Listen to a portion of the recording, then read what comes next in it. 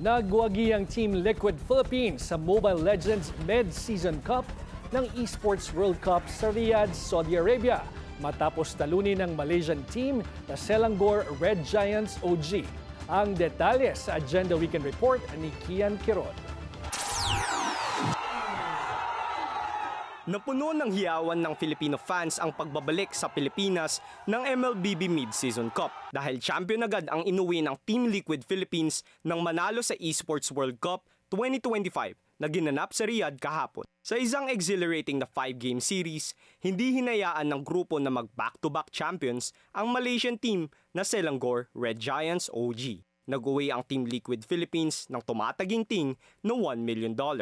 Kasama nito ang 1,000 club points na kanilang armas para makuha pa ang $7 million.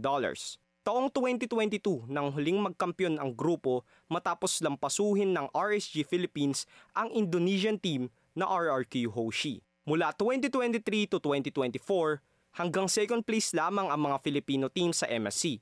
Ito ang Blacklist International at Team Falcons AP Bren. Para kay Carl Gabriel Nepomuceno aka Carl TZ, na ang kulang na lang sa kanya ay ang MSC, natapos na ang kanyang storya. Sobrang saya ko lang po talaga ngayon. Talagang hindi ko ma-explain yung feeling pero kakaiba to sa mga past tournaments. Sa gulat ng iba, itinanghal namang Finals MVP si Sanford Vinuya. Para sa kanya, ang MVP ay para sa buong team ng Team Liquid PH at iisa lang ang goal nila, depensahan ang trono. Salamat po sa lahat ng sumuporta. Ito na, iuwi na namin yung MSC sa Pilipinas. And sa lahat po ng tumulong sa amin, thank you so much din. Hindi rin nagpatinag ang kapwa Pinoy team na Onyx PH sa battle for third laban sa Indonesian counterpart nito at nag-uwi ng $250,000 pagtapos mag-pull off ng reverse sweep.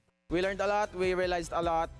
I think we still need to improve much more inside the game. What's important is we enjoyed this journey and we learned a lot from it. Kaya para sa mga aspiring pro players na kabataan dyan, may future kahit kaka-cellphone mo yan.